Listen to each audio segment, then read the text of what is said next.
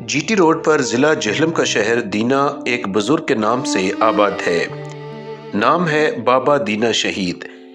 ان کا مزار دینا شہر کے ڈومیلی محلہ میں جی ٹی روڈ کے بالکل قریب واقع ہے۔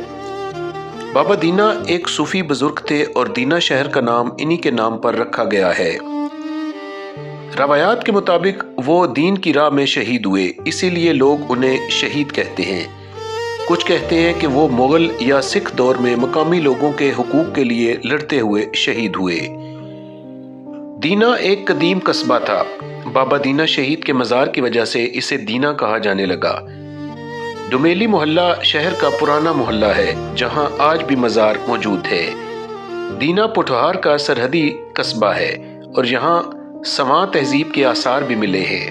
اس شہر کو شہر سپاہی بھی کہتے ہیں کیونکہ اسے شہیدوں اور جنگجوؤں کی سرزمین کہا جاتا ہے۔ آج بھی لوگ بابا دینا شہید کے مزار پر حاضری دیتے ہیں۔ جی ٹی روڈ سے گزرتے ہوئے مزار نظر آتا ہے۔ بدقسمتی سے ان کی زندگی، سن پیدائش یا سن شہادت کے بارے میں مستند کتابی حوالے بہت کم ہیں۔ زیادہ تر معلومات مقامی بزرگوں کی زبانی روایات سے ملتی ہیں۔ سرکاری طور پر بس اتنا درج ہے کہ دینا شہر کا نام ان کے نام پر ہے۔ تو خلاصہ یہ ہے کہ بابا دینا ایک مقامی صوفی بزرگ تھے جنہوں نے دین کی راہ میں جان دی۔ ان کی عقیدت میں جی ٹی روڈ پر واقع اس قصبے کا نام دینا پڑ گیا۔